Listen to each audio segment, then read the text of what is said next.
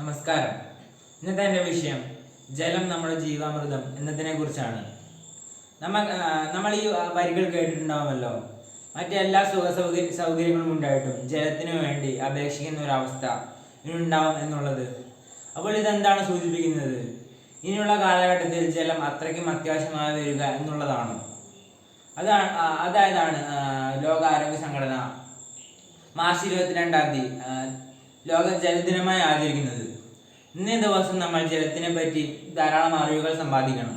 അതായത് ജലം എങ്ങനെ കൂടുതൽ ഉപയോഗിക്കാമെന്നും അതെങ്ങനെ കൂടുതൽ നഷ്ടപ്പെടുത്താതിരിക്കാമെന്നും ഒക്കെയുള്ള കാര്യങ്ങൾ നമ്മൾ കൂടുതലായി പഠിക്കുകയും മനസ്സിലാക്കുകയും ചെയ്യണം. എന്നിരുന്നാൽ കൂടി നമ്മുടെ ഇന്നത്തെ ലോകത്ത് മിക്ക ആൾക്കാർക്കും ജലത്തെപ്പറ്റി കുറച്ചെങ്കിലും അറിയായിരിക്കും.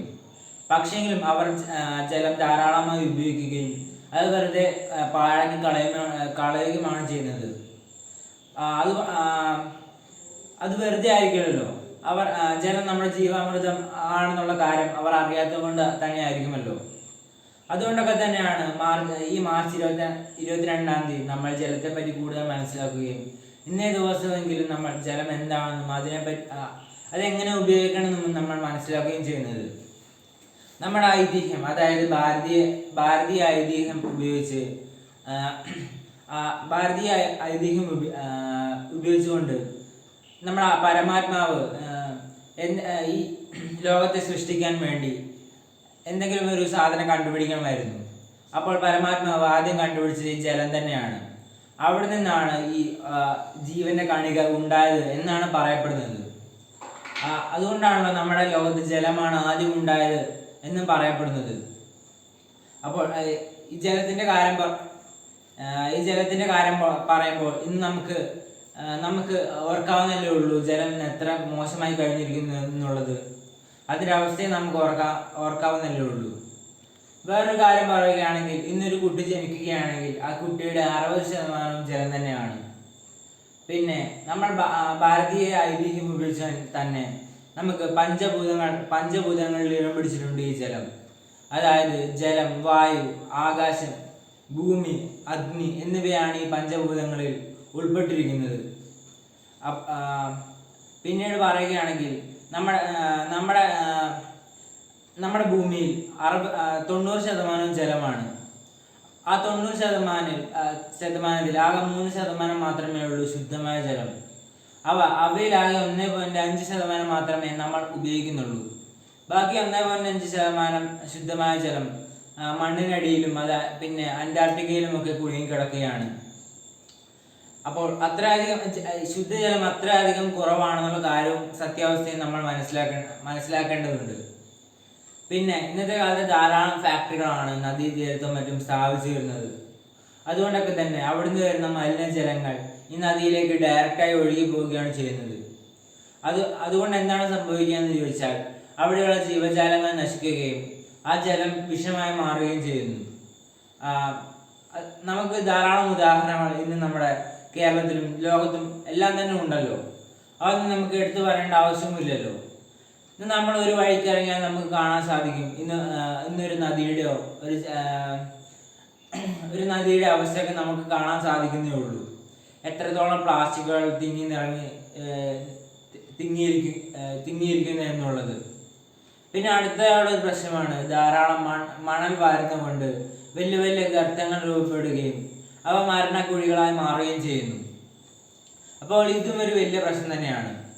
പിന്നെ അതുകൂടാതെ ഈ ഫാക്ടറികളും മറ്റും ധാരാളം ശുദ്ധജലങ്ങൾ ആവശ്യമുള്ളത് കൊണ്ട് തന്നെ അവ എടുക്കുകയും ശുദ്ധജല ക്ഷാമം വരികയും ചെയ്യുന്നു. ഇതുമായി ബന്ധപ്പെട്ടും ധാരാളം സമരങ്ങൾ ഇന്ന് നമ്മുടെ ലോകത്തും നടക്കുകയും ചെയ്തിട്ടുണ്ട്, നടന്നുകൊണ്ടിരിക്കുന്നുമുണ്ട്. പിന്നെ ധാരാളം ഈ മണ്ണിടിച്ചിലും അതുപോലുള്ള പ്രശ്നങ്ങളൊക്കെ കൊണ്ട് നദികൾ നശിക്കുകയും ചെയ്യുന്നുമുണ്ട്.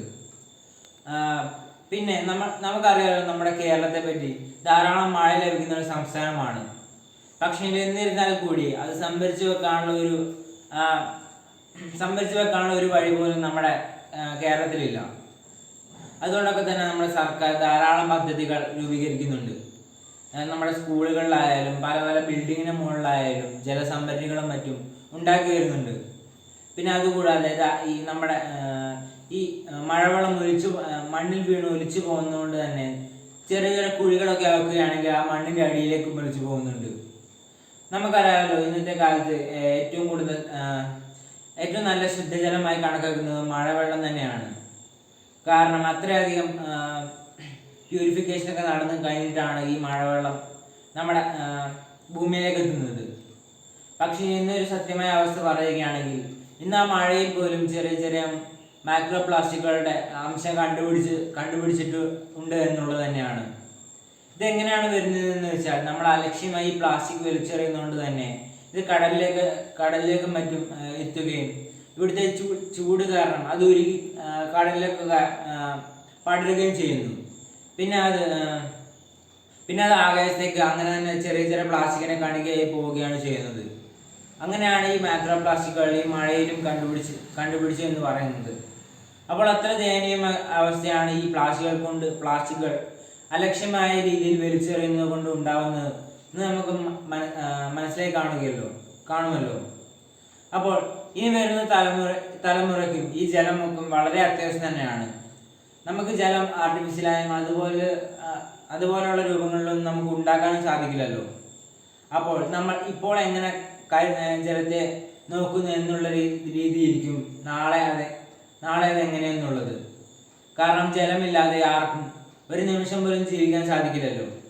വായു കഴിഞ്ഞാൽ നമുക്ക് ഏറ്റവും അത്യാവശ്യമായ സാധനവും ജലം തന്നെയാണ് എന്ന് പറഞ്ഞുകൊണ്ട് ഞാൻ പ്രസംഗം നിർത്തുന്നു. നന്ദി.